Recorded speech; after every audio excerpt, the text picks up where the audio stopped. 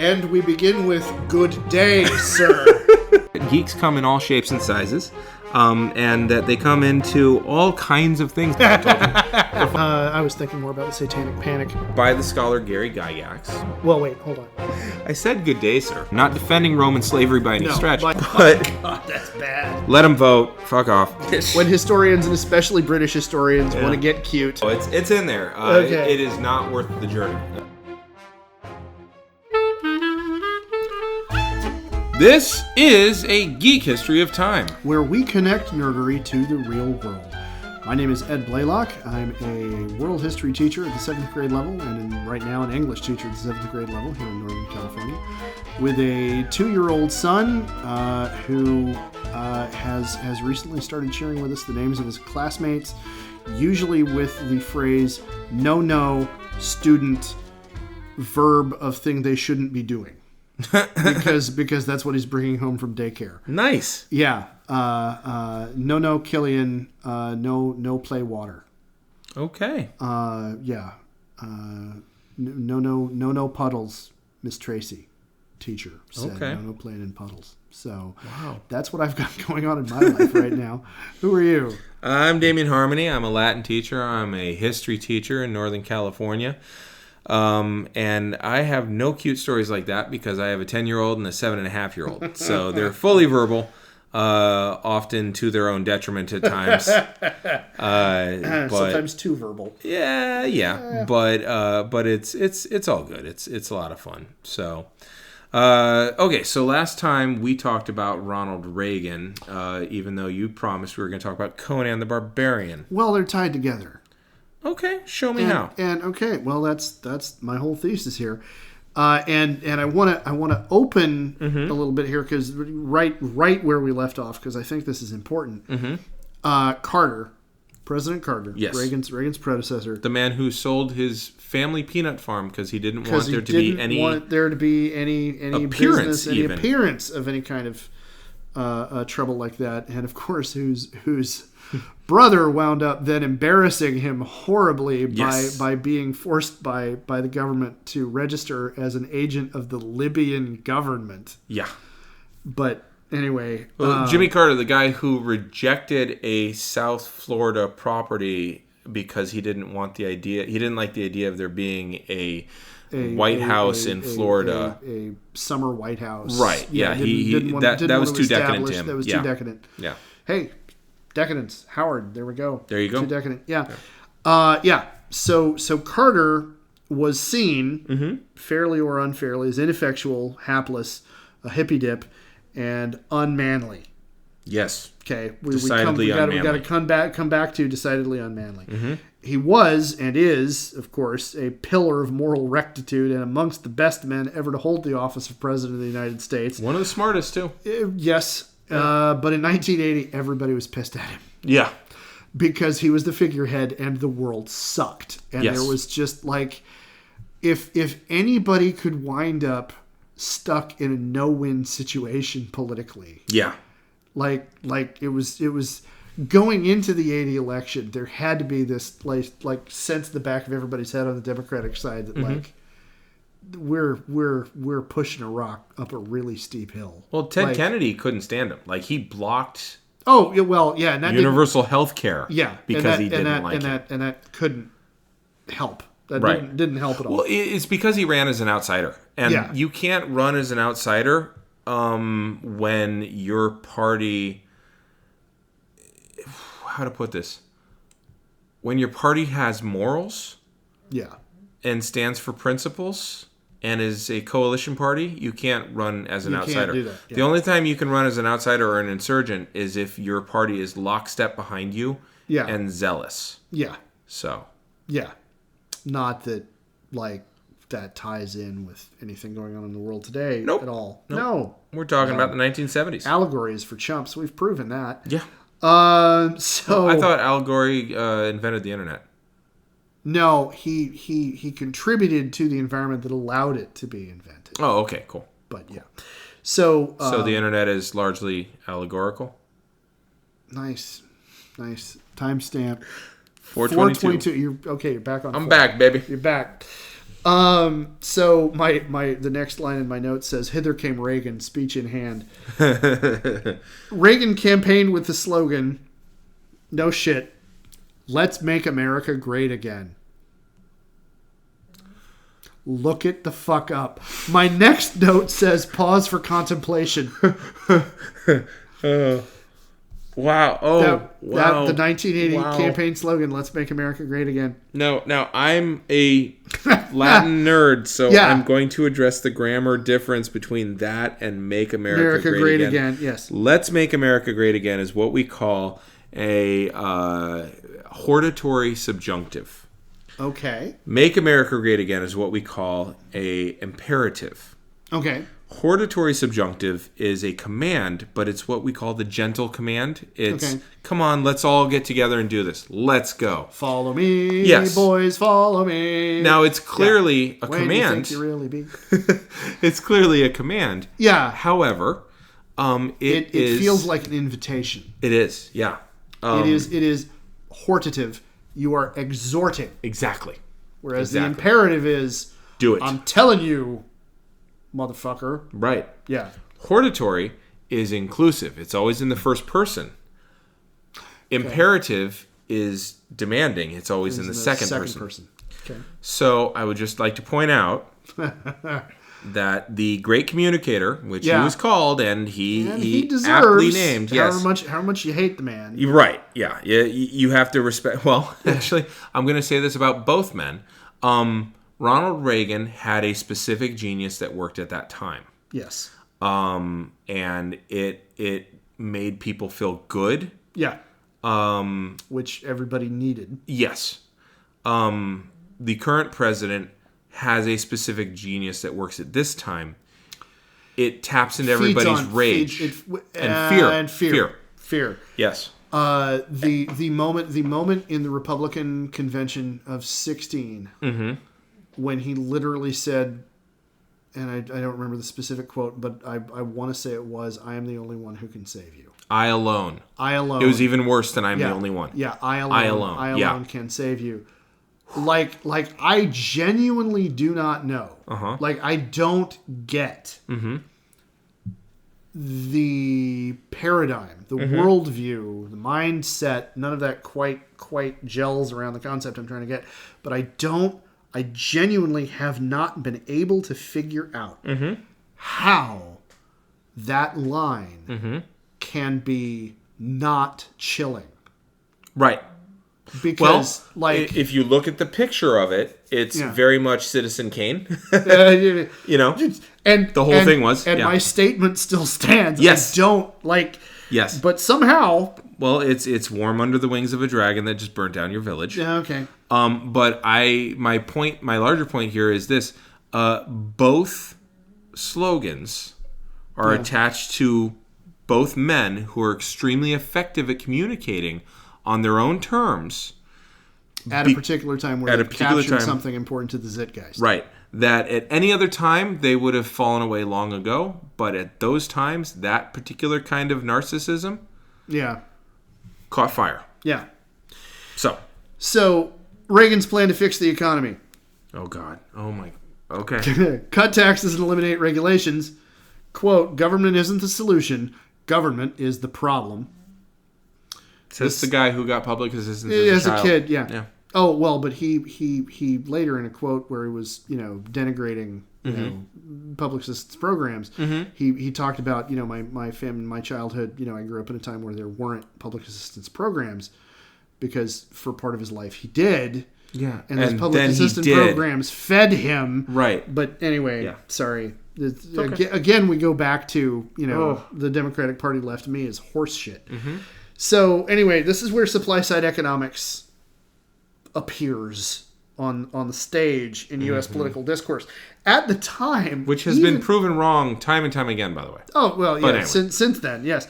Even at the time, even other Republicans thought he was crazy or an idiot. Yes. His own eventual vice president mocked it as voodoo economics.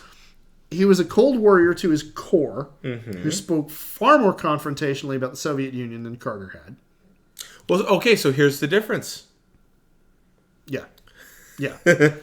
He cheated in the one debate that he had with Carter. Somehow his campaign got a hold of Carter team's prep notes. And in that debate, that's the moment where he asked the question, are you better off now than you were 4 years ago? Right. Which has gone down in political history. And in that same debate, also having gone down in history, is there you go again. Now, the context of that, I think, is important. Carter had a, minute and a half attack, essentially, a rebuttal to something that Reagan had said. Yeah. Where he said, you're talking about Social Security in this way.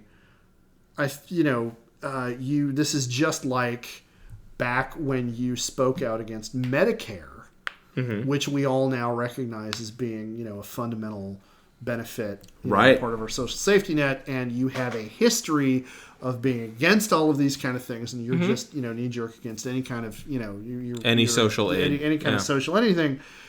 And Reagan turned around with "There you go again," and his response took the teeth out of Carter's attack, without, in my opinion, having read the context, actually answering the accusation.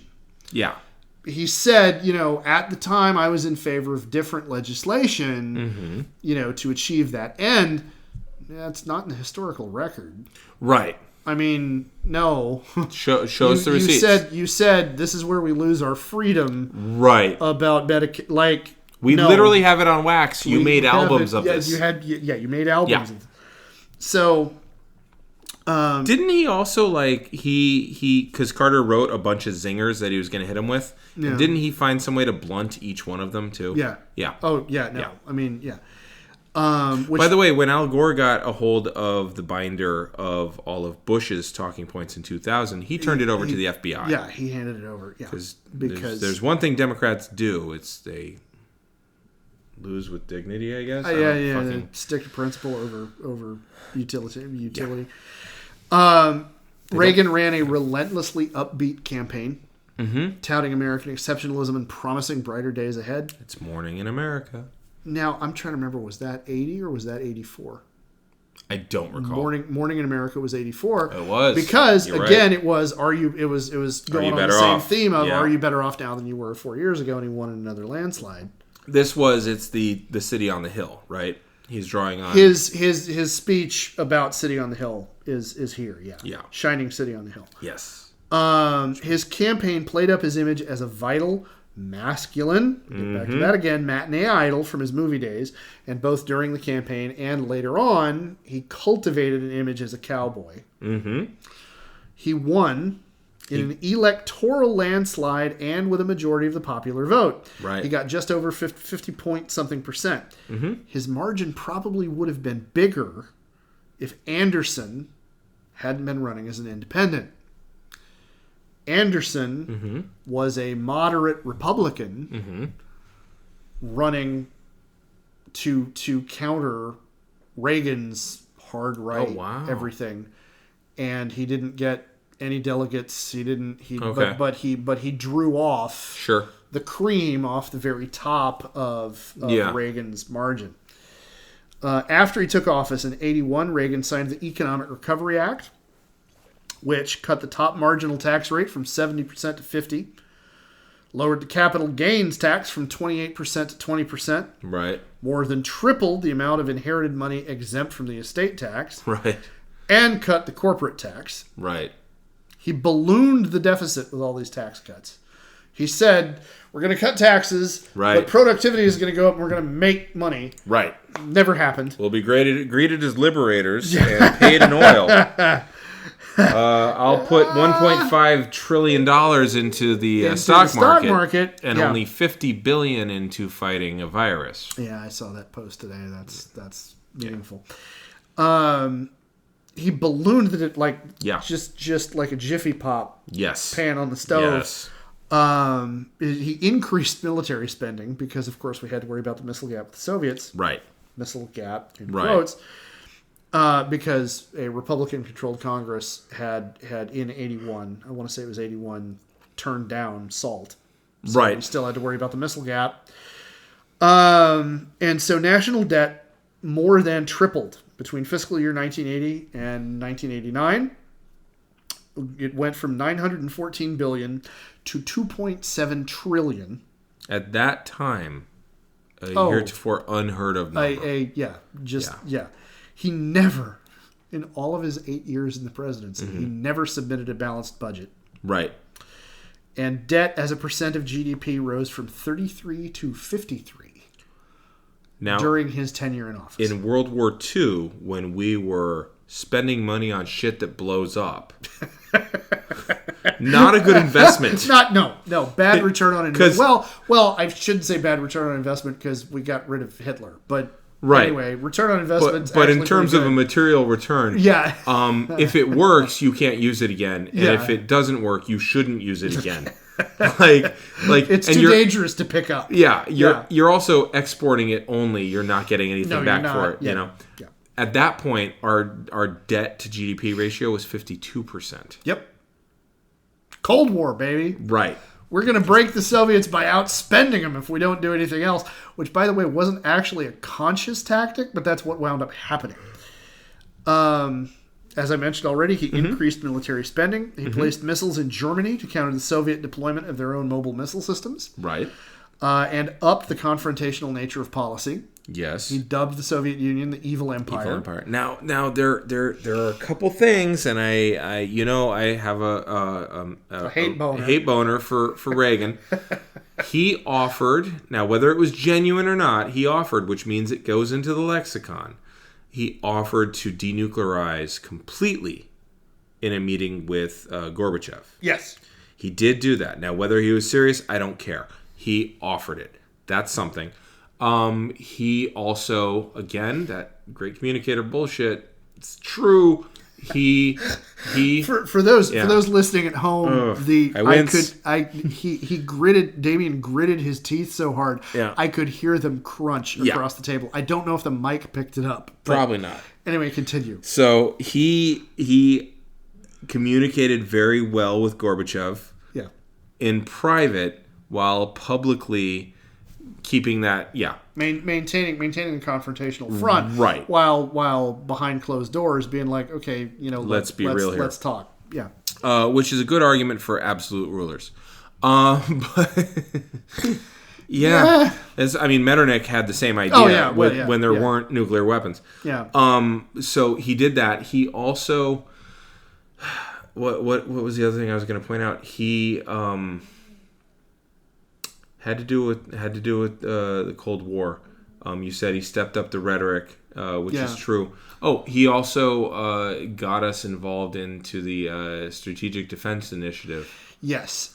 I don't bring up SDI because SDI is after. Oh, good point. The time period that I'm okay. That I'm and a lot of things I'm bringing up are later. So yes, but yes. they tie in. They do tie into the theme of the thesis here. Yeah. But also, he's getting all of his advice on how to do shit from an astronomer in San Francisco.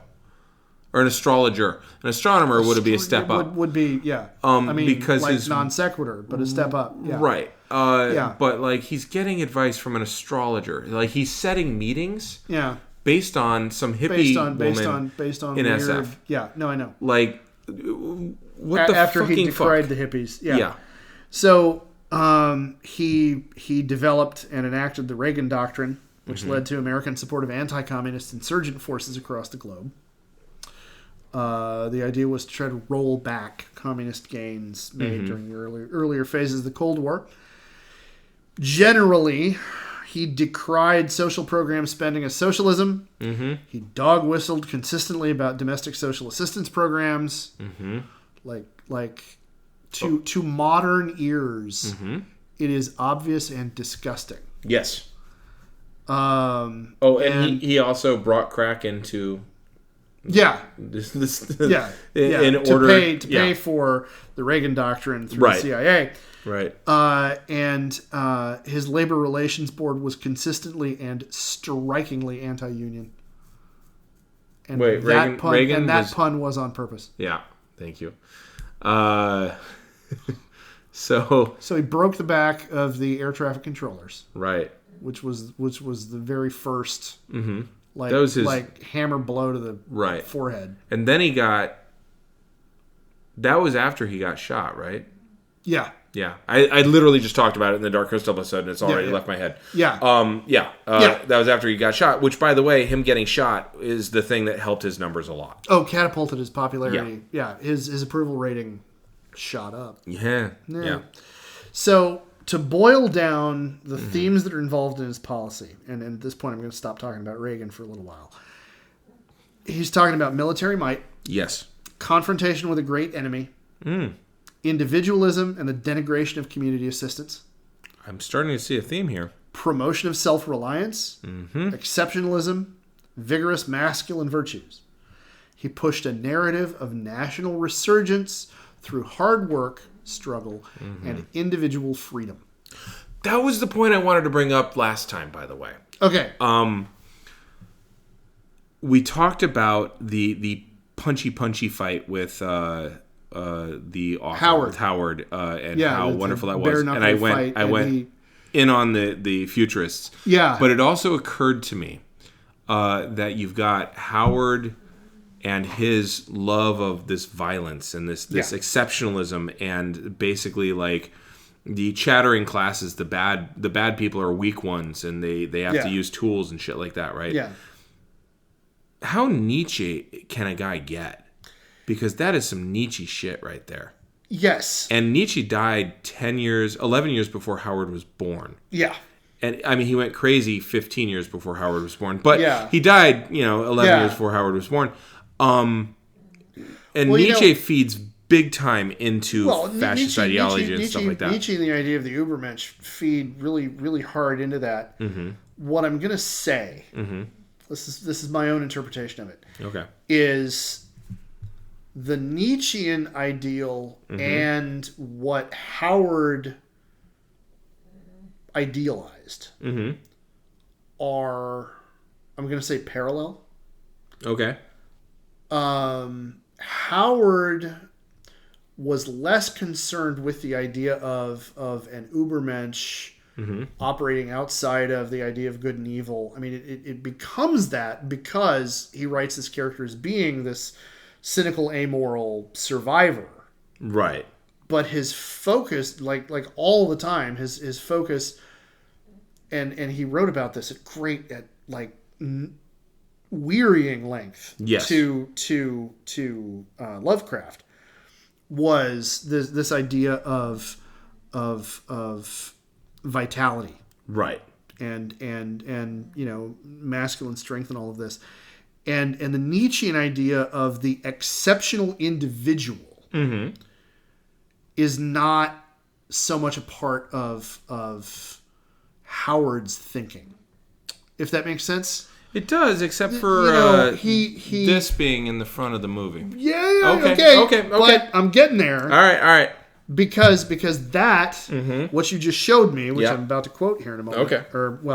Because I got to talk about the background of the movie. When I get talking about the film itself, I'm going to talk about that, and that's how it mutated. Okay. So it's kind of... That's Milius... Okay. Coming in again, authorial intent turns out doesn't mean shit. It's George Lucas misinterpreting Buddhism. Yes. Okay. Yes, totally. So I can see that with Milius, by the way. Oh, yeah. I have whole fucking class. I have bearded white dudes. Yeah. Auteurs of the 70s. Yeah.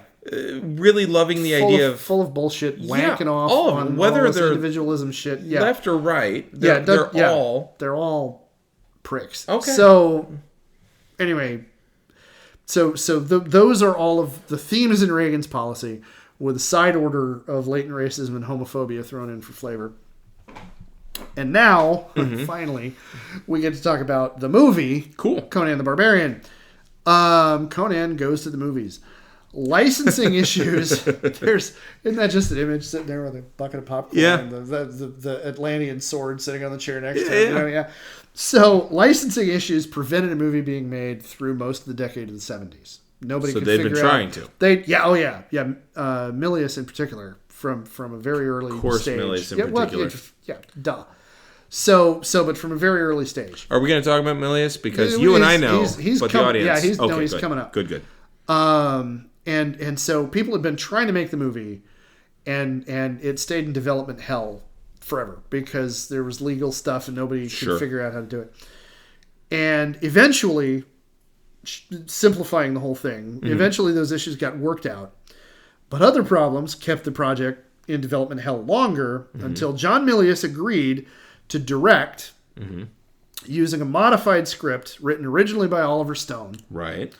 And Edward Pressman, who had the production rights, agreed to co-produce with Dino De Laurentiis, with De Laurentiis financing and getting to keep all the profits, but with Pressman having control over casting and script decisions. Wow, okay. Okay. And wasn't that's Dino's... the simplified version. Yeah, and Dino's daughter was in on that, yes, too. Dino's daughter was the active, actual, day-to-day runner of things. Milius wound up having a very heavy hand in the scripts that got filmed. Now would be a good time to review his earlier screenwriting credits. Okay. Jeremiah Johnson. Robert Redford playing a mountain man. Right. Apocalypse Now. I didn't know he was in on the writing. Okay. And makes sense because one of his colleagues going through film school was Frankie Ford Coppola. Speaking of auteurs with beards. Right. And an uncredited draft. Say the both of us. By the way. Yeah. An uncredited draft of Dirty Harry, which he also directed. Good God. Oh my fucking God. Hold on. It gets better. Okay. His remarks about that Dirty Harry script.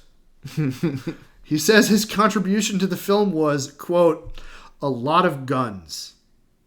And the attitude of Dirty Harry being a cop who was ruthless. I think it's fairly obvious if you look at the rest of my work, which parts are mine. The cop being the same as the killer, except he has a badge, and being lonely. That's a quote from an interview he gave to Film Comment magazine that I found on Wikipedia. If it was any other director, I'd be like, okay, they made a satire, and we all took it seriously. No. Yeah, no. Yeah. No. The film opens... Yeah. With a quote from Nietzsche before anything gets said. Before, if you can remember back a couple of episodes, the quote that I read into the microphone from the beginning, Akiro, the wizard, whose name we don't actually learn until Conan the Destroyer. That's right. Before even that... And Arnold says it, Akiro. Yeah. The title card... Yes. Is a quote, the central quote from Nietzsche, that which does not kill us makes us stronger. That's Milius trying to get deeply philosophical. I like that Milius getting deeply philosophical is literally 2 lines long. Yeah. 13-year-old me watching the movie thought that was deep, bro. Yeah, I didn't get it when I was 5. 44-year-old me is less... Yeah, when you were 5. Yeah. 44-year-old me is less impressed, but it says something about theme. The very first part of the movie shot was actually the very last image in the film. Oh. That image of King Conan on the throne with the beard. Yeah, that would make sense. You could do that on a soundstage. The throne of Aquilonia. Yeah, but that is another story. Filmed in October of 80 on a soundstage in England. Filming on location in northern Spain. What soundstage in England? Is it Elstree? Might have been. Because that's your connection to Dark Crystal. The whole thing was filmed in Elstree. Okay. Could be. I'll have to look it up and confirm. But real quick, before you get to northern Spain, because there's some fun stuff there too, I would just point out that adult me sees that title card by Nietzsche, and I want to argue with it immediately. I'm like, well, no. I mean, because it could make you weaker, and then a parasitic infection could just settle in, or an opportunistic disease could come in. Normally wouldn't have killed you, and this would totally kill you. And this would just totally do it. Yeah. So, I mean, sorry, Nietzsche. Yeah. No. That's, you know. Yeah. I mean, that's the central problem with trying to distill, I don't know how many books worth of work down to 2 lines. Right. Right. So filming on location in northern Spain. Yep. Again, January of 81. The same month Reagan was inaugurated. Okay. They had thought about filming in Yugoslavia. Right. But Tito had died. Yes. Things became untenably unstable. Yes. And Spain turned out to be cheaper and logistically easier. Right. The script went through several drafts. Milius eventually used several scenes out of Stone's draft. Totally discarded all the story ideas. Right. We're going to get to more on that in a minute. Milius insisted on practical effects and the use of miniatures. Mm-hmm. He didn't want to use matte paintings or other film effects if he didn't have to. Right. So actually the film does not use any matte paintings. He specifically espoused a dislike for magical elements and wanted to tell a story, here we go, focused on individual accomplishment through effort. Mm-hmm. Again, struggle, perseverance, strength through conflict, Nietzsche. At the same time, truer to what Howard was trying to write. In a way, but with a different emphasis. Okay. Howard, again, was... Howard was less concerned about the power of the individual and was more interested with this individual exists outside of your corrupt, civilized influences. Okay. You get the shading there? Yeah. I mean, yes. Essentially, Howard was smarter than Milius. Like, Milius' understanding is way more simplified. I'm hesitant to boil it down to something quite that reductive, but right. Yes. Yeah. Well, because Milius is looking at, like, power of the individual. Yeah. And where Howard literally is like, okay, but there's this whole other background. There's this whole other context. That you're setting against. It's more complex. Yeah. Yes. Yeah. And, Okay. Definitely agreed on that. Mm-hmm. Principal photography was finished in May of 81. Mm-hmm. When the film was released in 82. It grossed $68 million in ticket sales. It was a success, but not a blockbuster. Okay. By the by, it was in Shepperton Studios, not the other. All right. Not Elstree. When it got released on video, it spent 23 weeks on Billboard's top 40 for video rentals. I believe it. And wait, what year did it get released on video? I want to say it would have been 83 or 84. Yeah, that cons. Okay. So back when you had to like rent a VCR at the same time. Yeah. Home video sales over a long stretch of time brought the film's gross up to $300 million by 2007. Mm-hmm. Now I want you to look at the longevity of that. Wow. And the scale of that. Yeah. To me, that speaks to the film's influence and its legacy. Mm-hmm. Is that story is still one that people are picking up when it gets re-released on DVD, when it gets re-released on Laserdisc, right. Whatever the new format is, it gets re-released. People go out and they buy it. Yep. And that's sales. Yes. That's not rentals. That's sales. That's somebody going out and saying, I want to own a copy of this film. Speaking of sales.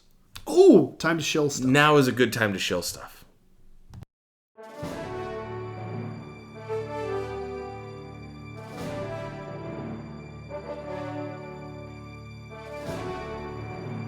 Hello, Geek Timers. This is producer George, interrupting this podcast to let you know that we have space available.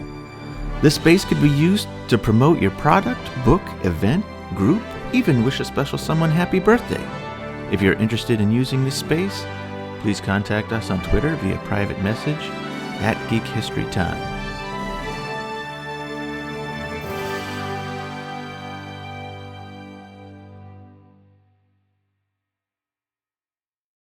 Well, we're done selling stuff now.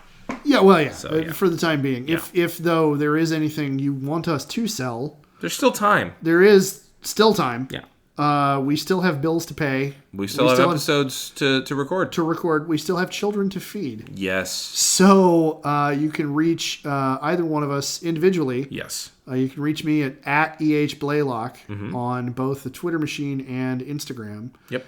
And my partner can be reached at Harmony, both on the Twitter and the Insta. And I'll tell you what, if you buy space for our show, I'll even shave my head down to a quarter of an inch. Okay. Yeah. So everybody understands. Right now, I think the length of hair on his head is 3/8 close of an to inch. 3/8. Yep. All right. Yep. So that's going to be some definite measurable difference there. Yeah. Maybe not to the naked eye, but if you got a ruler, you could do that. Yeah, absolutely. So we're talking about the production. Yes. Going back to the thread here. Yes. Basking in the glory of being in northern Spain. Yes. Good day, sir.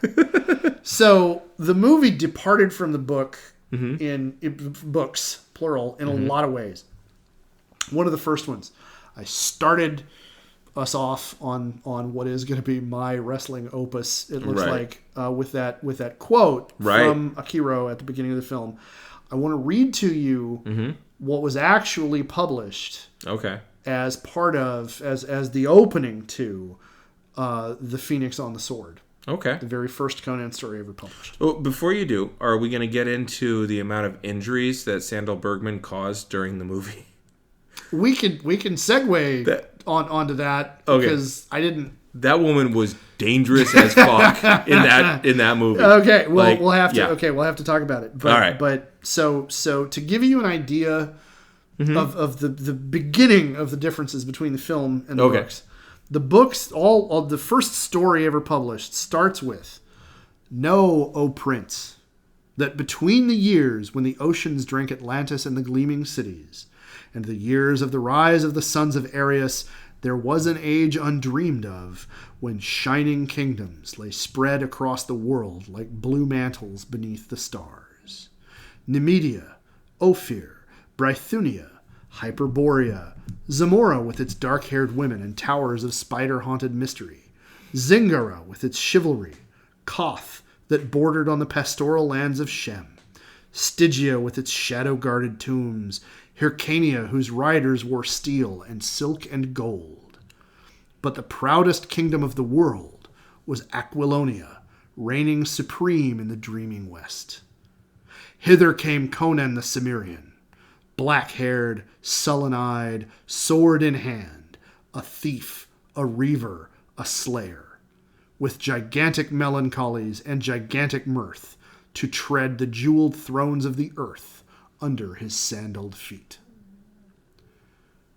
Wow. So, I mean, obviously it's a lot longer because you're dealing with a printed medium rather than a voiceover at the beginning of a visual film.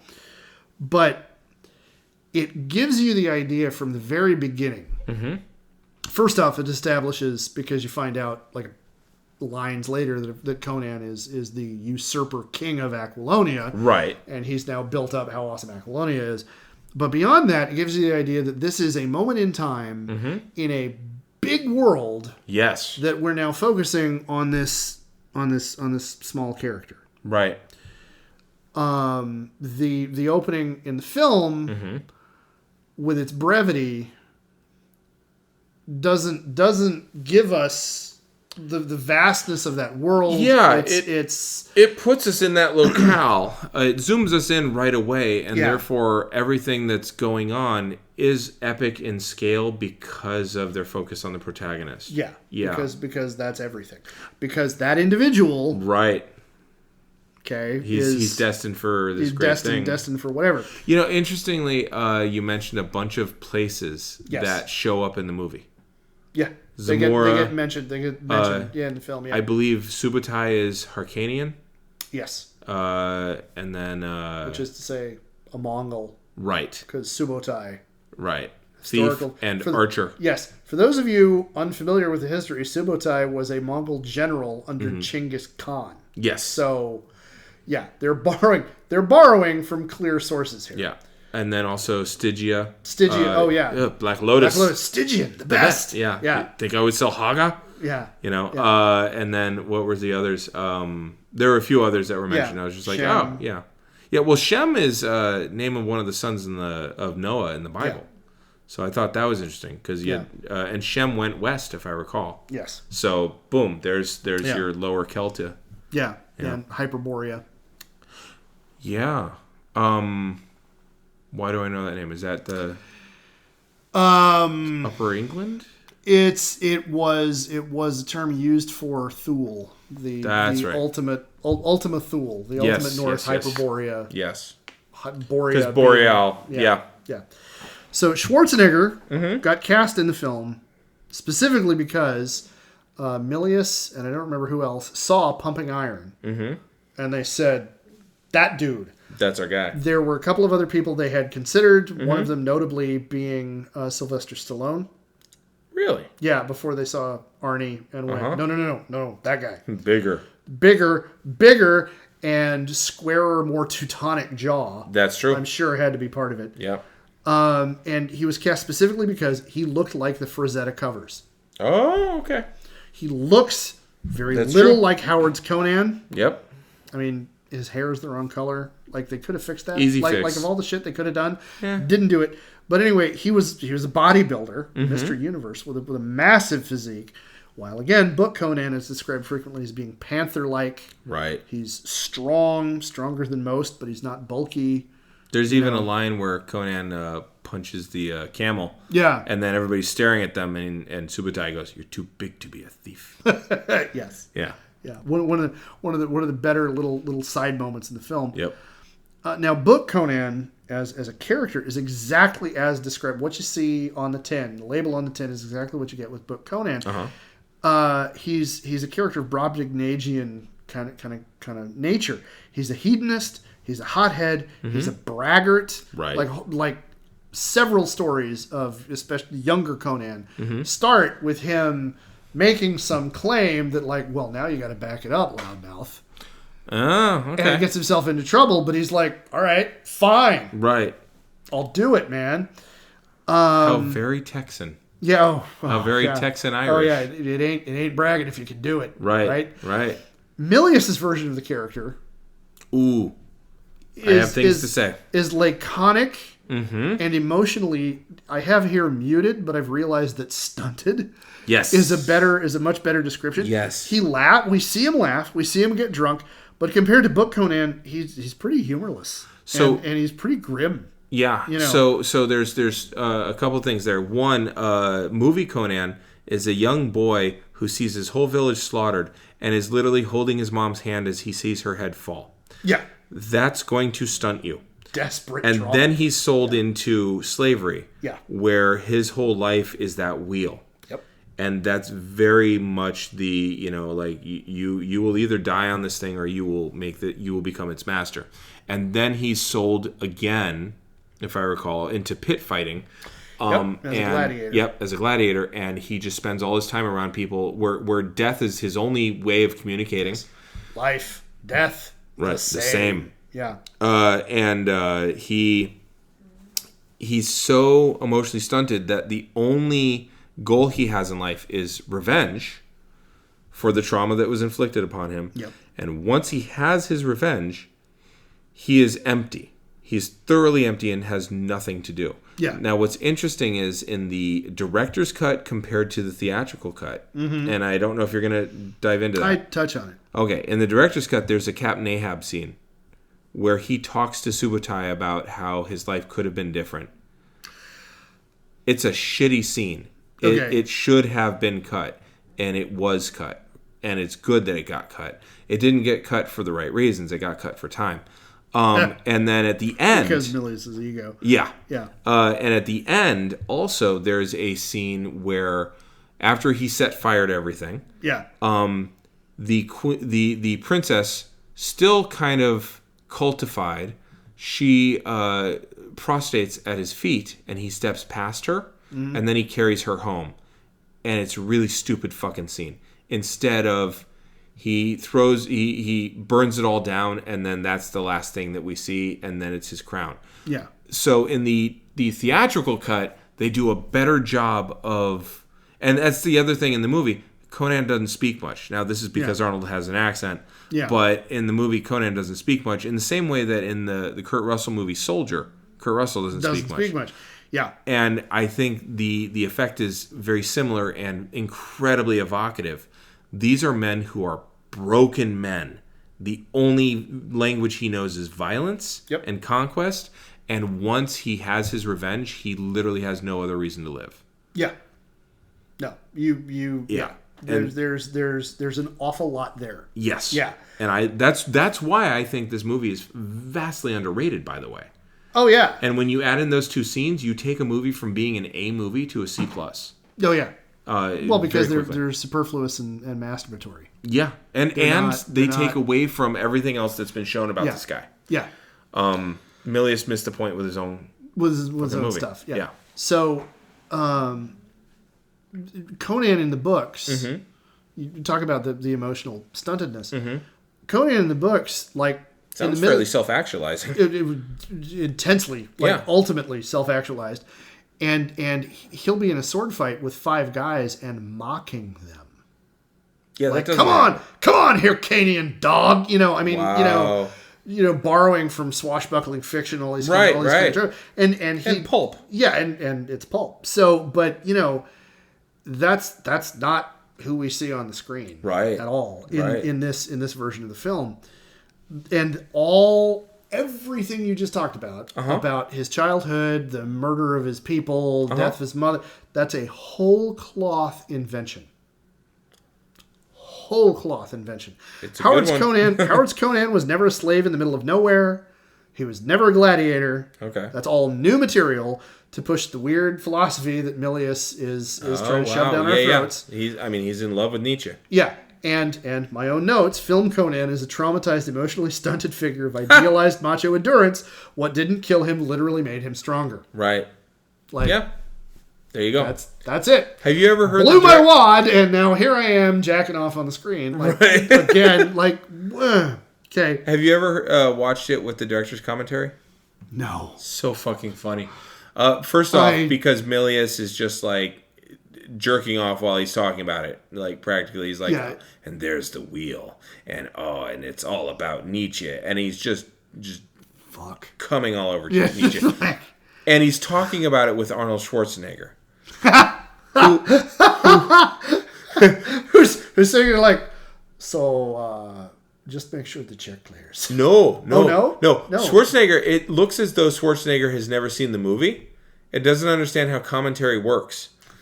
Because it's so good. Because he's like, okay, so there I am with the wheel, but what was the wheel used for? Why did they have the wheel? Well, it was probably to grind grain. Oh, okay. So then they would take the grain and then they would sell that and make that flour, and then they would and he's like getting into the microeconomics of the fucking wheel. And then he's like, well, where would they get the grain? Well, probably from the next mountain over, Arnold. Like, what the fuck are you doing? There's tonally that's what's going on. So, it's so worth watching like that. Okay. Because Arnold does it the whole movie.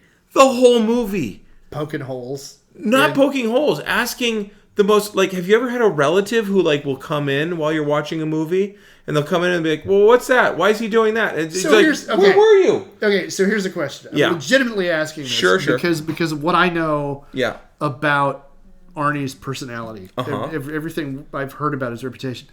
What do you think is the over-under on that being him trolling Milius?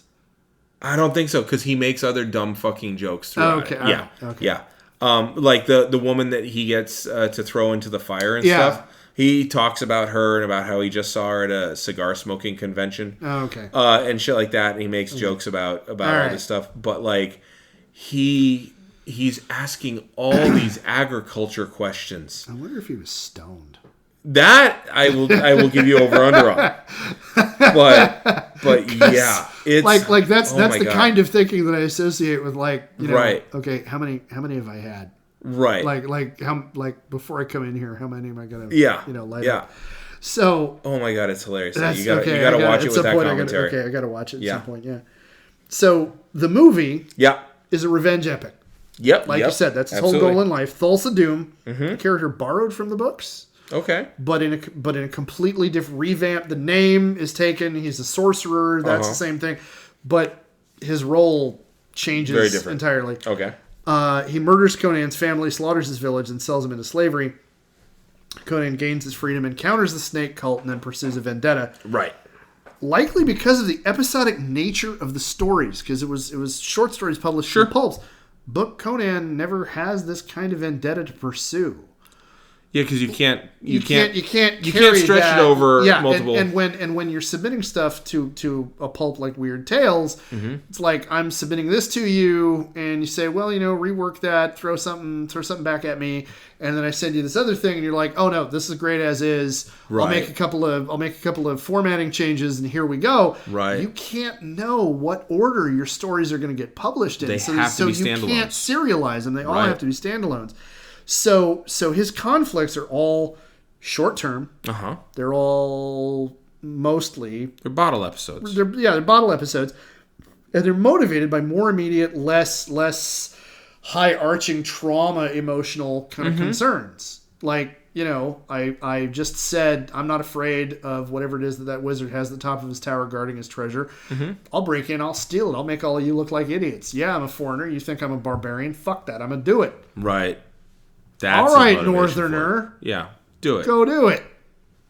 All right, like we said. All right, fine. Right. Right. If I fail, I'm dead. Whatever. I won't care. Right. If I succeed, I'll show all of you up and I'll be fucking rich. Right. Here I go. Right. That's the level of his emotional concern. Sure. In other cases, we're in the middle of a battle. I'm commanding part of a mercenary force that I'm the captain of, and like my motive is no, we're gonna cut our way through these motherfuckers. We're getting out of here in one piece, and I'm gonna find the guy leading them, and I'm gonna kill the shit out of him. Okay. Like, yeah. I mean, it's blood and guts adventure. Sure.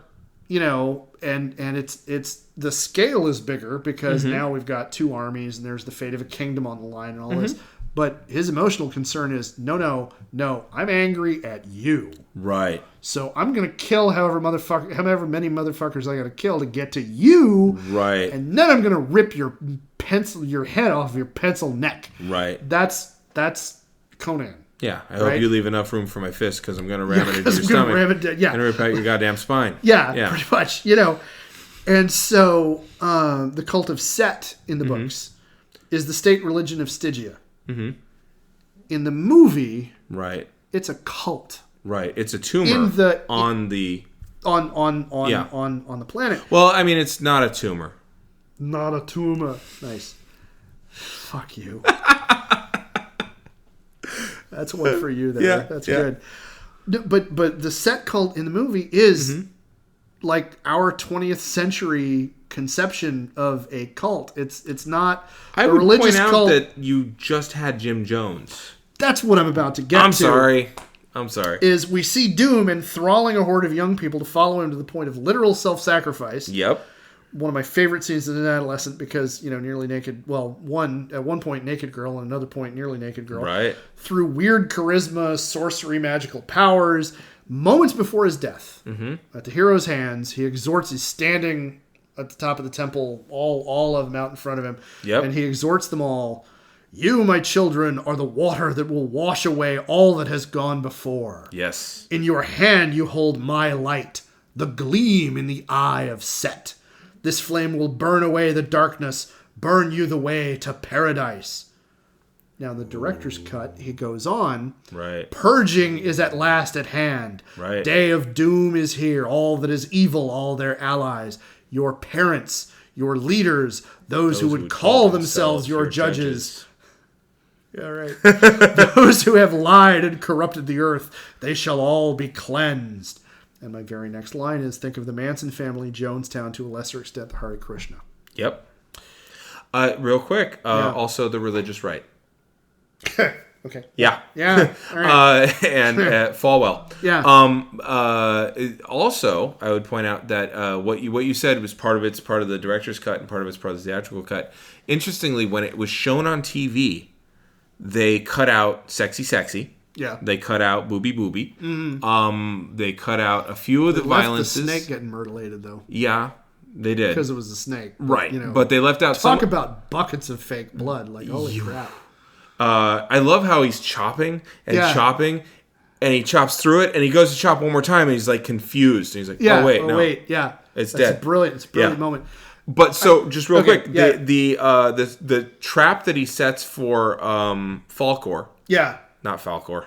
No. Falgrim. Falkor, the luck dragon from the Neverending Story. No, so the trap that he sets that impales the guy. Yeah. That impaling and the blood splatter doesn't show in the TV version, but the speech that you said is shown its entirety on the TV version to make up for the time that they lose. So they were cutting in pieces. Yeah. So the TV. That's weird. Yeah. Gotta say. All right. Yeah. So I gotta talk about the giant snake scene. Sure. Though. One of the funniest moments of my adolescence. Mm-hmm. And Bishop, I know, is listening. So you're gonna you're miss you, man. So I don't remember what time it was. We were probably 13 or 14. Everybody had been playing Dungeons and Dragons. We'd finished with the game. It was probably 2:00 in the morning. We're watching Conan the Barbarian. Mm-hmm. And in that scene, they break into the tower. They're down there on the floor, right? And up top is the culty stuff, the culty stuff, girl being hypnotized, and Rexor doing the clappy thing, and so they're down in the pit, and they're sneaking around. They get up, and they see the gem, eye of the serpent, the eye of the serpent. And they're trying to figure out how they're going to get it and get out of there, and the snake slowly uncoils. Well, that's because Conan was sneaking so much that he was sweating, and his sweat dropped on the snake's eye, woke up the snake. And the snake starts uncoiling. Yes. And by this time, Bishop and I had seen this movie 40 times. I don't even know. So we knew what was coming. Yeah. And because we were punchy, because it was 2:30 in the morning. Sure. The snake rears up, and Bishop, with absolute perfect comic timing, says, "Look behind you, dipshit!" And he turns around. And Conan turns around. He stabs it up this way. Yeah. And we disintegrated. Fell up. I'm amazed we didn't wake my parents up. Right. At the other end of the house. Because we just, to us in that moment, that was the funniest fucking thing we'd ever heard. And even telling the story now, I'm like, that is one of Bishop's better moments of comic timing.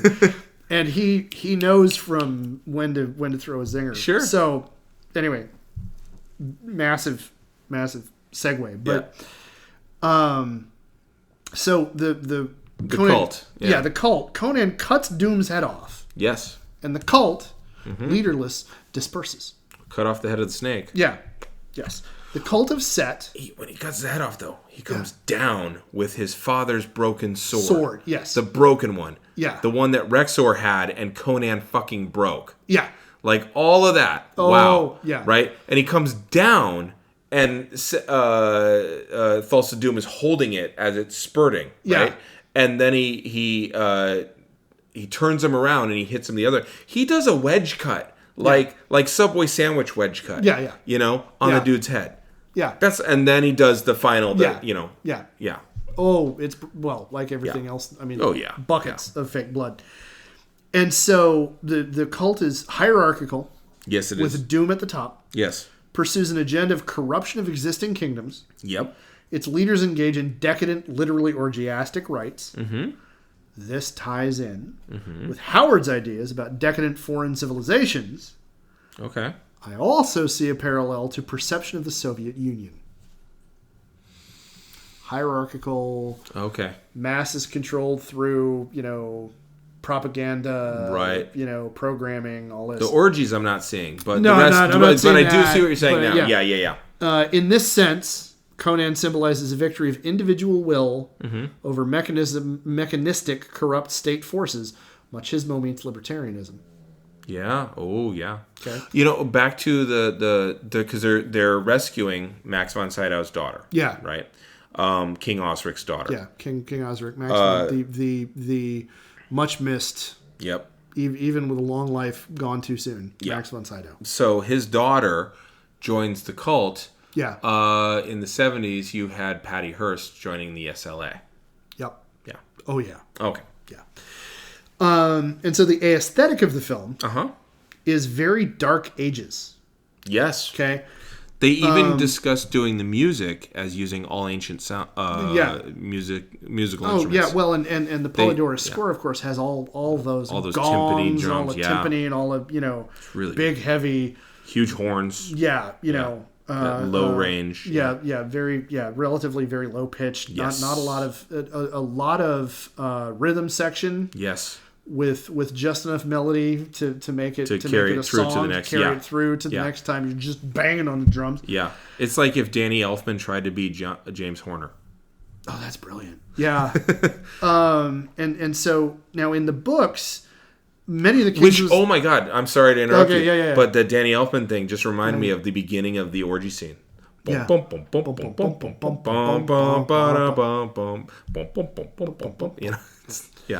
Yeah. Yeah. Oh yeah.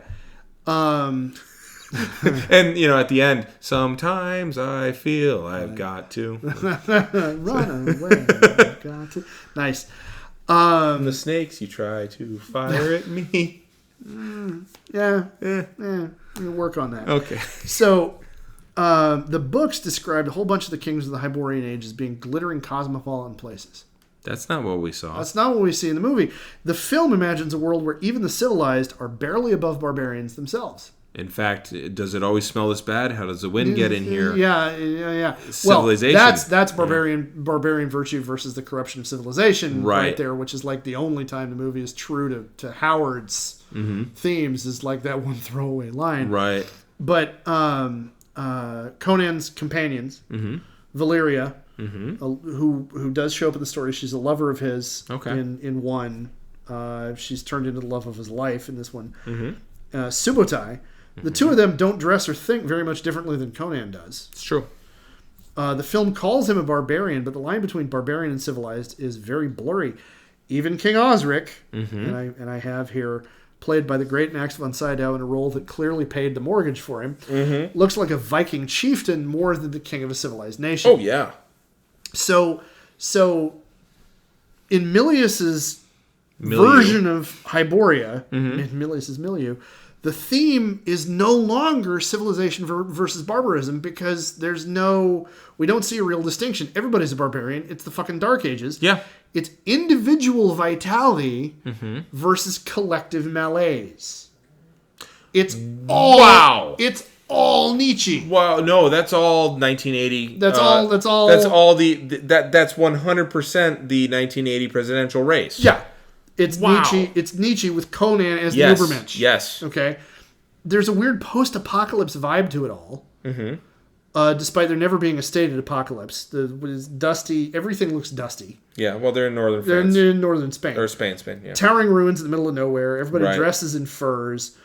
Ties in with the Zeitgeist being petrified of nuclear doomsday. True. Okay. Now, remember how I said we'd come back around to script drafts? Yes. Now, you've already shown enough that you probably already know this, but for our listeners, Stone's original script was a post-apocalypse story. Yes.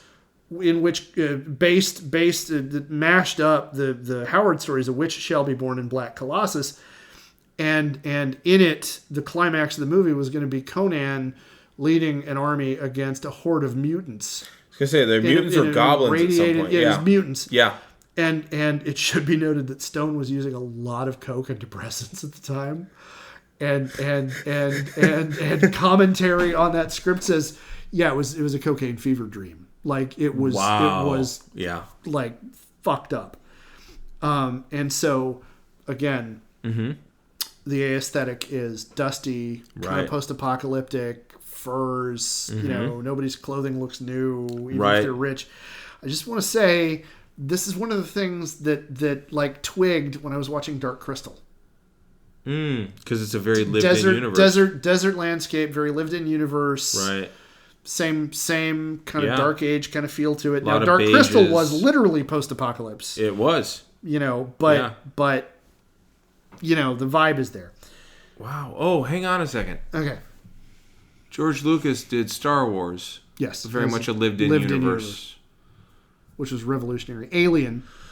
A lived-in universe. Lived-in universe. All these guys are making... Well, it's the 70s. It's the 70s. They're coming up. Tours, so there's this idea of... Well, and there's this idea of urban blight. They live... I mean, they're going to school in L.A. Yeah. And a lot of them did a lot of bicoastal stuff. L.A. to New York, right? And so both places. Skid Row is part of their visual lexicon. Yeah, absolutely. So I think also they were reacting to... the whiz-bang, Buck Rogers, shiny future, chromed rocket ships aesthetic that science fiction had been before. And the relatively inexpensiveness of being on a soundstage compared to shooting. And again, that auteur, the authenticity, they were going for that. You're shooting in real places, so everything needs to look real. Yeah. Yeah. So, book Conan doesn't really have a partner. Doesn't have a best buddy. Subotai is his sidekick and loyal companion. Yeah. I'm going to point out Subotai, I think, is the only non-white character in the film. No, the wizard. Oh, yeah, okay. Yeah. And also kind of a sidekick figure, though. Yeah, oh, yeah. And Thulsa Doom, also not Oh, white. yeah, well, yeah. No, sorry. Right. But no, you're right though. I mean, there's and Thulsa Doom, of course, is the bad guy. Right, and there's a sense of Orientalism with Thulsa Doom. Yeah. So racial implications. Yes. I'm going to leave it there.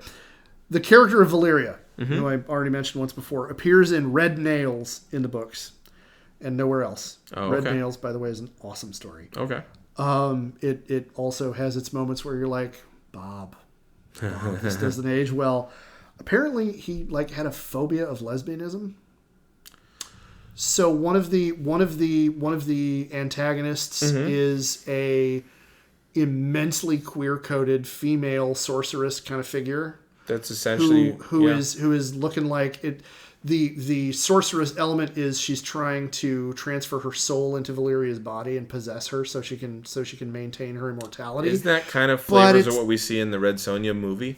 Kinda. Yeah. Yeah. And so anyway, but there's huge almost overt lesbian overtones, and it's really clear that for Howard this is not okay.